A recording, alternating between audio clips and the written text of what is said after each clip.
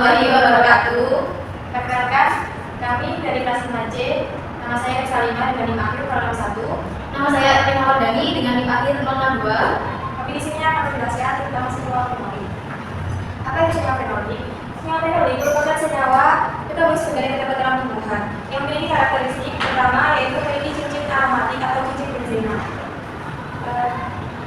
Di mana cincin benzena ini memiliki 6 karbon.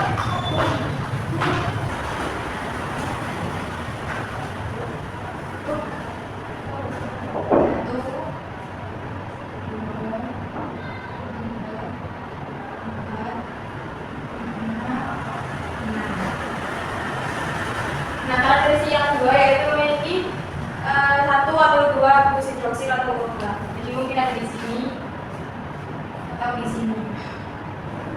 Nah, senyawa fenolik ini memiliki beberapa fungsi. Yang pertama yaitu sebagai pengendali jenisnya adalah flavonol.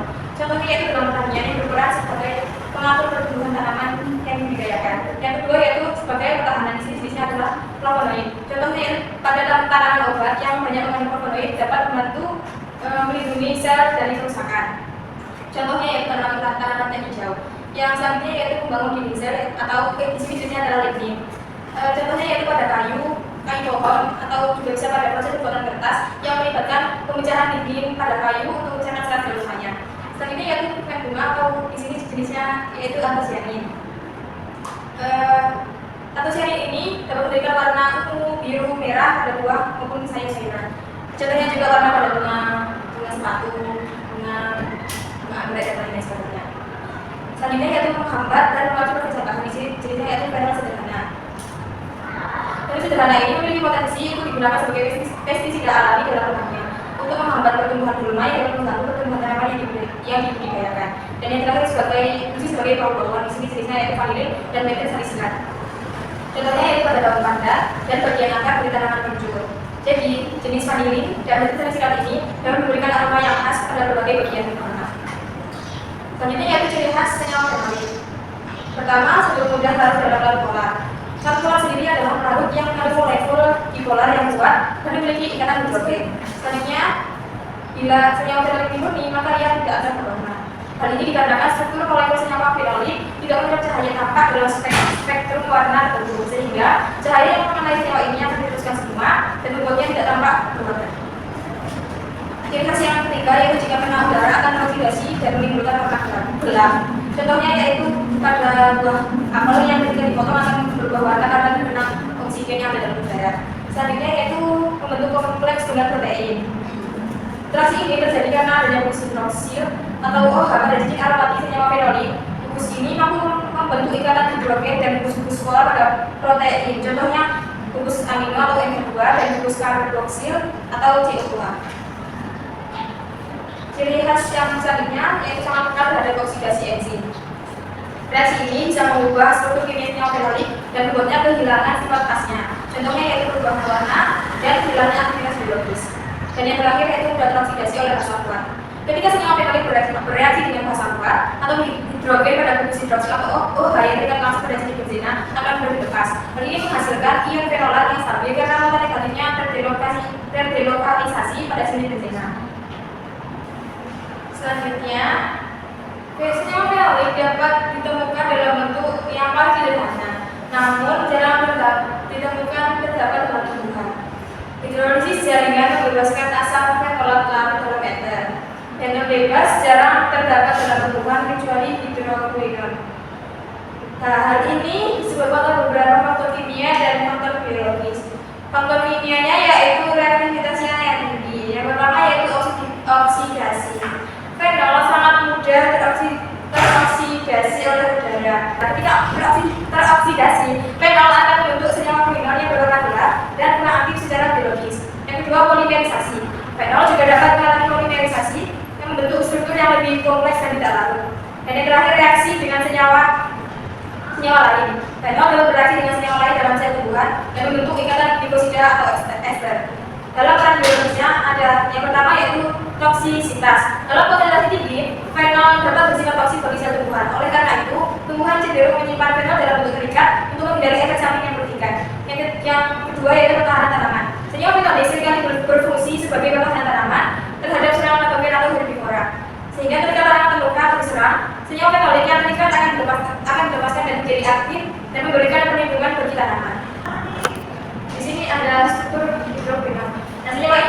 globus hidroksil yang terdapat pada posisi para atau berseberangan pada cincin benzena. Ini kayak itu. Hidrogen ini banyak digunakan dalam industri kosmetik sebagai aktif pemutih. Selanjutnya yaitu katekol dan pirokalol. Dua senyawa ini merupakan isomer dari hidroquinol. Perbedaannya yang terletak pada posisi hidroksil pada cincin benzena. Katekol memiliki dua bungkus hidroksil pada posisi orto bersebelahan. Sedangkan pirokalol memiliki tiga bungkus hidroksil. Bungkus senyawa ini juga memiliki aktivitas antioksidan. Selanjutnya yaitu asam salisilat dan asam protokatekoat. Kedua senyawa ini merupakan turunan dari asam benzoa. Asam salisilat ini memiliki bungkus hidroksil pada posisi orto terhadap bungkus karboksil atau COOH, sedangkan asam protokatekoat memiliki dua bungkus hidroksil. Asam salisilat merupakan bahan aktif dalam aspirin. Yang terakhir yaitu vanilin. Yang ini memiliki bungkus hidroksil, metoksi OCH3 dan aldehida CHO pada cincin benzena. Vanilin ini memiliki memberikan aroma khas pada tanaman yang disebutkan vanilin. Selanjutnya metylpropanoid. Apa itu metylpropanoid? Metylpropanoid adalah sekelompok besar senyawa organik yang memiliki struktur dasar yang unik. Struktur ini terdiri dari cincin benzena yaitu C6. Cincin ini merupakan cincin aromatik yang sangat stabil. Dan yang kedua yaitu rantai propana atau C3. Ini adalah rantai karbon lurus dengan 3 atom karbon yang terikat pada cincin benzena. Nah, gambarnya seperti ini. Di sini ada cincin benzena atau C6 1 2 3 4 5 6 dan rantai propana atau C3. Rantai karbon lurus dengan 3 atom karbon yang terikat pada cincin benzena. 1, cincin 1, 2 dan 3. Menurut senyawa ini banyak ditemukan di tumbuhan ikan gigi. Senyawa ini merupakan turunan asam amino proteik aromatis yaitu fenilalanin. Senyawa asam hidroksisinamat merupakan senyawa golongan metylpropanoid yang paling banyak tersebar di alam. Contoh dari senyawa metylpropanoid lainnya adalah hidroksikumarin, fenilpropanat, dan kumarin. Asam hidroksikumarin adalah kelompok senyawa metylpropanoid yang paling umum ditemukan di alam. Contohnya adalah asam kumarat dan asam ferulat. Yang kedua, fenilpropanat. Senyawa ini merupakan bentuk paling sederhana dari fenilpropanoid. Dan yang terakhir, kumarin. Senyawa ini memiliki aroma yang khas dan sering digunakan dalam industri parfum dan juga makanan. Dan ini merupakan struktur dari senyawa fenilpropanoid sendiri. Selanjutnya yaitu flavonoid, di mana di sini dijelaskan bahwa flavonoid merupakan kelompok senyawa fenolik terbesar di alam. Nah, ini merupakan karena flavonoid sering ditemukan pada tumbuhan, juga buah-buahan dan juga sayuran.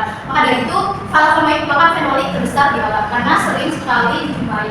Nah, banyaknya senyawa flavonoid ini karena banyaknya jenis tingkat hidroksilasi, alkoxilasi, dan glikoksilasi pada strukturnya. Selanjutnya, banyaknya senyawa flavonoid ini karena banyaknya jenis tingkat hidroksilasi, alkoxilasi, dan juga glikoksilasi pada strukturnya. Di mana yang pertama yaitu hidroksilasi, terdapat penambahan bungkus hidroksil atau OH, dan selanjutnya ada alkoxilasi, yaitu terdapat proses penambahan bungkus alkoksi atau OR, dan yang terakhir yaitu glikoksilasi, yaitu terdapat penambahan gula atau glukosa.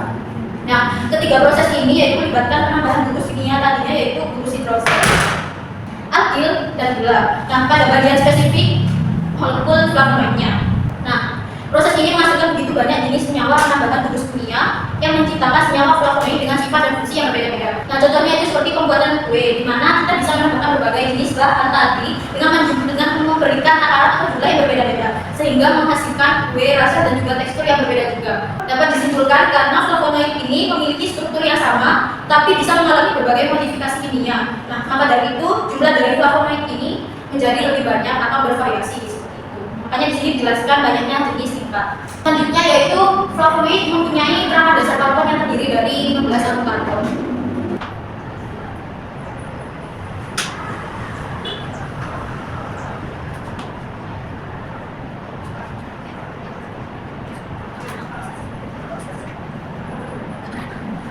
Nah, flavonoid ini memiliki kerangka dasar karbon karena terdiri dari 15 atom karbon. 1, 2, 3, 4, 5, 6, 7, 8, 9, 10, 11, 12, 13, 14, 15. Itu. Nah, di sini terdapat cincin A, cincin B, dan juga cincin C. Nah, pada cincin C ini terdapat 1, 2, 3. Nah, di sini ada 3 atom karbon atau yang biasa disebut sebagai diaryl propana. Propana itu dikenal sebagai 3. Nah, ini juga disebut sebagai diaryl propana karena terdapat 3 karbon yang dimana kanan kirinya ada yang namanya ikatan siklik ini. Ada 2 siklik atau 2 diaryl. Nah, seperti gambar ini sama seperti yang saya gambarkan di papan. Nah, tapi di sini terdapat ini atau yang disebut sebagai gugus keton. Cincinnya sama, ada cincin A, Nah, selanjutnya ada contoh senyawa flavonoid, diantaranya ada antosianin, flavonol, flavonol ini sepertinya ada kelima dalam tulis, biflavonin, plankton, dan juga auron, dan lain sebagainya. Dimana antosianin sendiri yaitu merupakan pemberian pigmen warna pada seperti tanaman, sayuran, dan juga buah-buahan, yaitu pigmen warna merah, ungu, biru, dan lain sebagainya. Nah, selanjutnya ada flavonol. Flavonol ini sendiri contohnya yaitu terdapat pada sayuran dan juga buah-buahan juga. Selanjutnya ada biflavonil. Biflavonil ini merupakan gabungan dari molekul flavon. Nah, yang selanjutnya itu ada kalkon, di mana kalkon ini seringkali ditemukan pada tanaman rempah-rempah atau tanaman obat. Nah, yang terakhir yaitu ada auron, di mana auron ini memiliki struktur kimia yang unik. Baik, selanjutnya ada jenis flavonoid, di mana yang pertama ada flavonon, flavon, isoflavon, flavonol, plankton, dan juga antosianin. Nah, yang pertama yaitu ada pada flavonon. Di sini dari namanya sendiri yaitu ada flavonon yang berakhiran non. Berarti pada gugus kimia ini, pada struktur kimia ini terdapat yang namanya gugus keton. Ini yang dimaksud gugus keton. Nah, gugus ketonnya ini ada pada posisi keempat, pada cincin C. Nah, selanjutnya ada flavon. Sama seperti yang di atas, kalau berakhiran non berarti terdapat gugus keton. Seperti ini. Nah, flavon ini sama seperti isoflavon atau isomer dari flavon. Isoflavon merupakan isomer dari flavon atau sama. Namun perbedaannya itu ada pada ikatan ini. Nah, pada flavon ini terdapat pada karbon 2, C2, dan pada kalau yang isoflavon itu terdapat pada C3-nya. Selanjutnya flavonol. Di sini sudah kita berakhiran ol atau alkohol, jadi mengandung alkohol. Nah, struktur ikatan lemak di posisi C2 dan C3 juga terdapat gugus keton pada posisi 4. Kemudian terdapat gugus hidroksil. Ini OH, ini merupakan gugus hidroksil. Selanjutnya yaitu antosianin. Nah, pada antosianin sendiri yaitu pada cincin C itu terdapat 2 ikatan rangka sehingga bermuatan positif. Nah, pada gambar ini di atasnya itu terdapat tanda positif. Nah, selanjutnya yaitu antosianin, di mana terdapat 2 ikatan rangka pada cincin C sehingga bermuatan plus. Dan terdapat gugus hidroksil. Nah, pada kalkon sama, jika berakhiran kode itu berarti terdapat gugus keton ini dan terdapat gugus hidroksil. Tanin, di mana tanin sendiri merupakan senyawa fenolik yang memberikan rasa pahit atau pekat. Contohnya itu seperti kulit buah yang belum matang atau teh hijau, daun teh hijau gitu. Seperti itu, yang dimana terdapat rasa pahit atau sepat. Jadi tanin ini dapat berikatan dengan protein yang menyebabkan protein ini menggumpal atau mengendap, sama dengan asam amino atau komponennya dari protein dan alkaloid, senyawa organik yang mengandung nitrogen. Selanjutnya yaitu senyawa-senyawa tadi, di mana banyak ditemukan pada jenis tumbuhan. Senyawa ini berperan penting untuk melindungi tumbuhan dari mangsa atau hama, serta sebagai pengatur dalam metabolisme tumbuhan. Jenis tanin, di mana tanin dikelompokkan menjadi 2 bentuk senyawa. Yang pertama yaitu ada tanin terhidrolisis dan tanin kondensasi. Perbedaan dari tanin terhidrolisis dan tanin terkondensasi yaitu apabila tanin terhidrolisis itu strukturnya lebih sederhana dan mudah atau dapat dipecah menjadi molekul-molekul kecil saat direaksikan dengan air. Tanin terhidrolisis yaitu merupakan asam galat atau asam filtrat yang terikat pada molekul gula. Kalau yang tanin terkondensasi yaitu merupakan struktur yang lebih kompleks dan tidak mudah dipecah menjadi molekul-molekul yang lebih kecil. Jadi kalau yang terhidrolisis itu lebih sederhana, kalau yang terkondensasi lebih kompleks. Nah, pada tanin terhidrolisis yaitu tanin jenis ini biasanya diturunkan dari senyawa flavonol, katekin, dan juga flavan. Nah, pada proses destilasi, tanin terkondensasi berubah menjadi katekol. Oleh karenanya sering disebut sebagai tanin katekol. Pada jenis ini dapat ditemukan dalam kayu pohon tina dan daun teh. Tanin jenis ini dapat ditemukan dalam kayu pohon tina dan daun teh. Nah, tanin terkondensasi akan menghasilkan senyawa berwarna hijau ketika ditambahkan dengan ferriklorida. Nah, selanjutnya yaitu adalah identifikasi senyawa tanin. Nah, untuk mengetahui apakah suatu sampel itu mengandung senyawa fenol, terutama jenis tanin itu bisa melakukan kedua uji di atas, yaitu tanin kondensasi atau uji tanin terhidrolisis.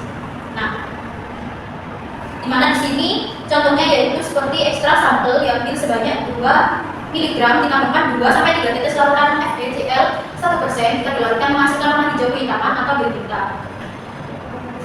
dengan penambahan larutan gelatin 1%. Jika ditimbulkan endapan putih berarti mengandung kali. Jadi kesimpulannya itu dengan melakukan kedua uji di atas, yaitu uji FeCl3 dan gelatin dapat disimpulkan secara kuantitatif apakah suatu sampel mengandung senyawa tanin atau tidak.